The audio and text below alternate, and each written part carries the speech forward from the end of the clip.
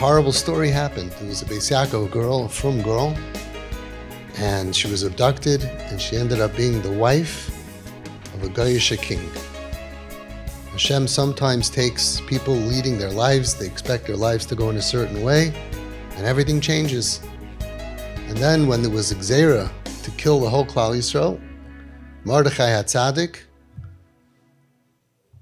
calls or WhatsApps Esther and says, listen, you're there for a reason.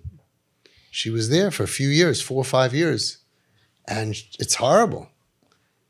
And she says, I don't know if I can do this.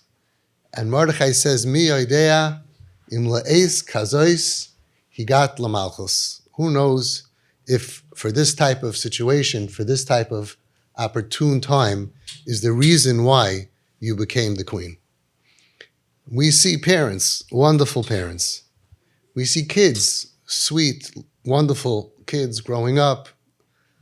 And then they get thrown into situations that we never thought could be possible. Like all of you parents and your kids. And then you look a couple of years later and you see these parents now are doing Hashem's work of saving this child. And then they save through that the child's friends. And they start befriending all these kids. They look at them differently. They go out at night. We have one of the TP parents goes at night to the 7-Eleven in Muncie, and he just chills with them, and he's makar of them. And we have families that end up having like a Chabad home, where they have multiple kids that one day they're going to watch them walk down to the Chuppah Kadas Moshe Yisrael because of their effort. They're so easy to save. We have the medicine, and it's our pleasure and our pride to go and save. It's painful, but we could save all of them. And for the parents that are out there, you look at the chances to do so much mitzvahs. And then we hear from these kids how there was a kid, mamash last week, that saved the life of another soul.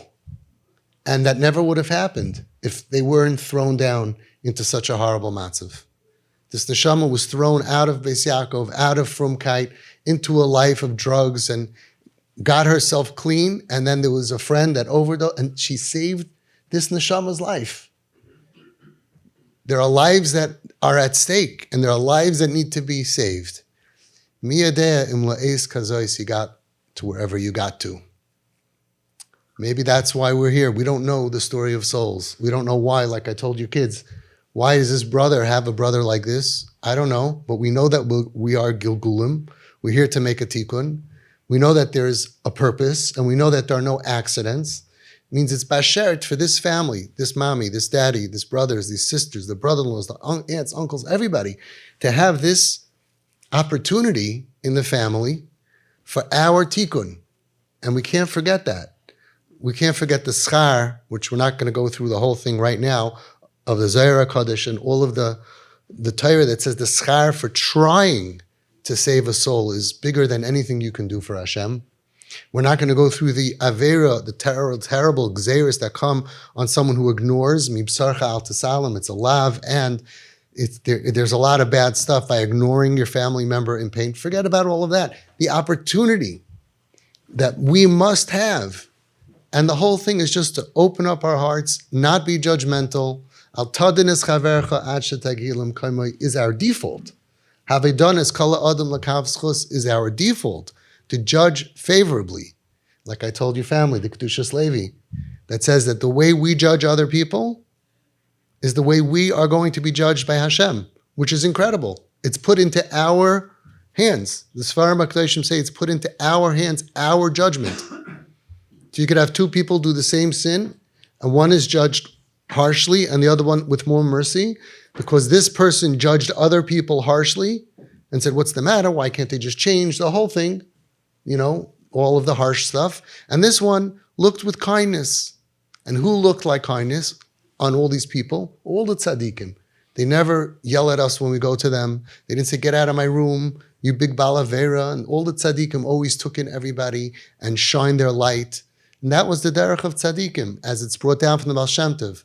HaTzadik hagadol b'yoser, the greater the level of a tzaddik, yachol lehoiv, could love harasha hagadol b'yoser, the greater the rasha. The exact opposite of human nature and in the rest of the world. In our world, right, let's say I'm not really into sports, but who hates the Yankees the most? You. The Met fans? No, I think Boston, right? Boston hates Yankees, right? Mets or Boston, right? So people think that to show how much of a Met fan I am or a Boston fan, that means I have to hate the Yankees more. The more that I love something, the more I hate the opposite. But the tzaddikim are able to love Hashem on the highest level, but part of being strong in Avodas Hashem, not weak, not liberal, not because I don't really care. I really care. We would die for Hashem. But part of our Yiddishkeit, authentic Yiddishkeit, is to shower those who are struggling with love. That's why the Baal Shem Tov said it, the Chazon Ish said it, and by raising royalty, and you'll have 400 more tzaddikim who said it. Litvish, Hasidish, Sfardim, doesn't matter. Authentic Torah is, Nebuch, I feel so bad that you're struggling, and I'm going to save you. And how? Not by talking, certainly not by threatening. Nobody comes back from threats. Nobody got better from threats. Only through extra love.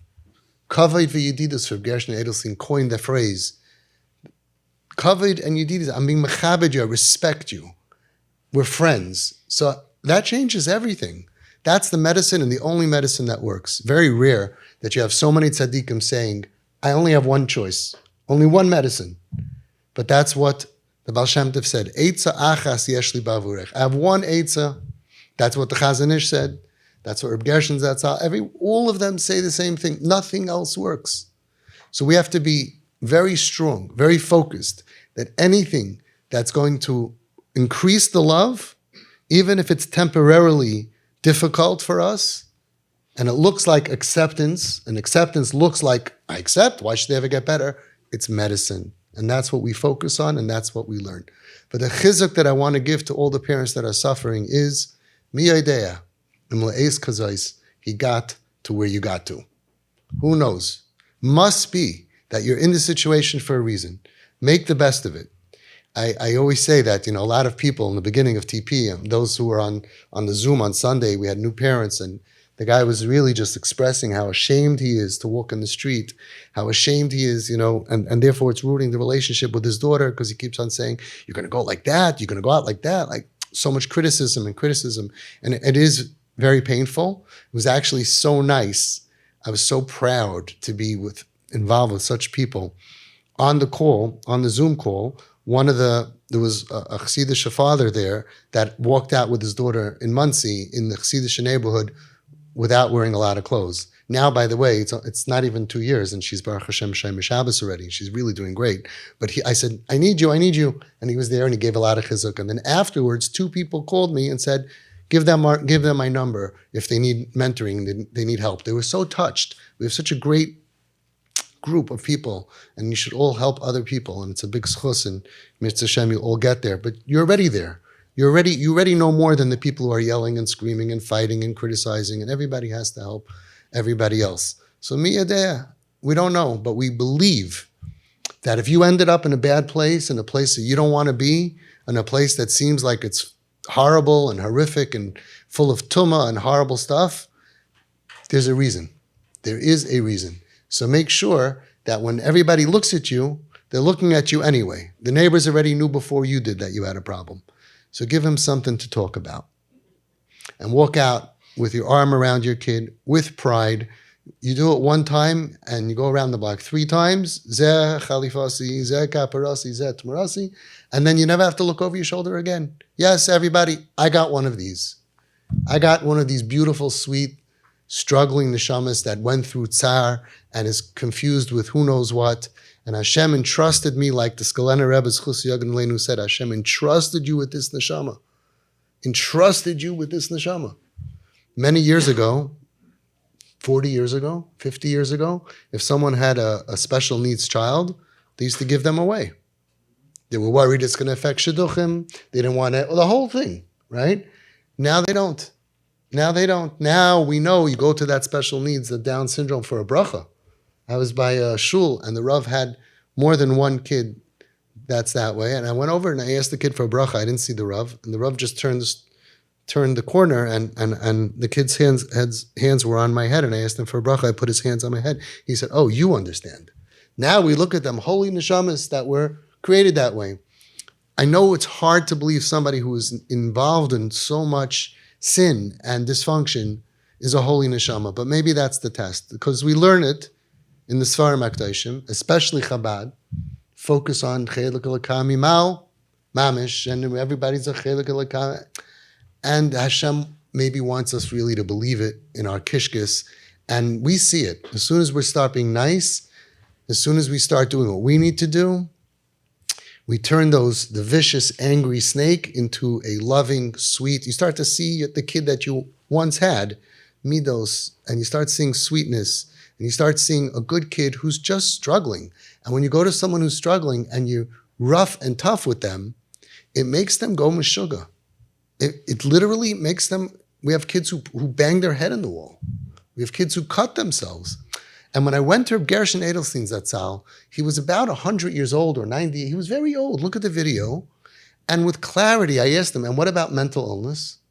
And right away, he said something which it's so hard to understand. He said, a child feels chanish kan mama, chanish kan tata. So that's why they're mentally ill. A child feels, I don't have parents that love me, that like me. And I'm thinking, yeah, but what about the whole world, which is full of mental illness? Look at the psych wards, look at everything. It all comes from that. So I could tell you that, yes, there are some people never suffering from mental illness, but from 1,000 TP kids that were stamped with all kinds of terrible mental illness, if they feel they have mom and dad, you'll see it goes away with time. If they have trauma, they have PTSD, yes, it looks like a lot of stuff, but there's nobody that is more mentally ill, more suicidal, more acting crazy, more craving crazy stuff than someone who doesn't believe in themselves and doesn't have a will to live. And there's nothing that destroys a kid more than mom and dad. When I started counseling, guiding parents, I thought that there's a lot of parts of this sugya. There's a lot of parts. One part is how the parents should deal with the kid, and that's what I'm going to guide you on. Because you don't know what to do when the kid comes home. So I'm going to guide you. And I thought that's, let's say, 10% of the effect on the kid, and at least the parents should have shalom bayis, not be fighting with each other, and know what to do. The more that I'm doing this, you have the most control over the kid. The only thing that's left after we're done is the actual trauma that the kid went through, just like a kid who gets hit by a car, that they could have broken legs, a broken spine, whatever that is. They're dealing with their trauma. They're dealing with their own life's problems, but you're not a part of the problem anymore. And then you become a support system. And then when they go to therapy, it's not spending 5 years or 10 years. I felt homeless, I didn't know what to do, and I didn't know where to go, and my parents don't like me, and it's in the name of Torah, so I hate Torah, and I hate God, and I hate the community. We have Jewish kids floating all around the universe, floating. Most TP parents are home. Once you get the needle in, they're going to be home. Almost all of it, and they're all welcome home. And we still have some that we got to crack through the wall, but look around, 1,000 kids, 98%, 99% are home. Why? Because they want to be home. And if they say, I don't want to be home, and I don't want, whatever they say in a situation of pain is coming from pain. Because if they had no pain from the bris or the kiddush when they were born, until now, we wouldn't have any of these problems. And your job is to lower the pain. And once you look at them like that and you realize what your job is just to open your arms, close your brain, open your heart, and just love, and just show, I like you, I care about you. And you should be going out there. This is a call to action. There's hundreds of kids in the parks and the lakes Friday night. They're all together and they feel like we hate them. And we have thousands of us in the community. Every Friday night, everybody should go out and just show them I like you and schmooze with them. And then after a few times, you'll bring them food and then you'll invite them for a meal. They don't bite. They're puppies. They're not animals. They're puppies. And when you're nice to them and you show them that I understand you and I don't look down at you, I don't think I'm better than you. That's what it means. I don't think I'm better than you. I don't want to come back in the next Gilgal as one of them. And nobody else does either. Somebody who went through trauma and pain, someone who's away from the derech of the family, who drops out of high school. They're not on a path, right? Some people call it, I don't argue with what other people say because I'm sure they mean more, but some people say they're on their own derech. No, they are not on any derech. They're off derech. They're off road. They don't have a way. They're lost. And who's going to bring them back? Your love and all their friends. And maybe that's why Hashem gave you this situation as parents and as children who go through pain. The only way to make sense of the pain that you're going through is to use your experience to help other people. There's no bigger schus than that.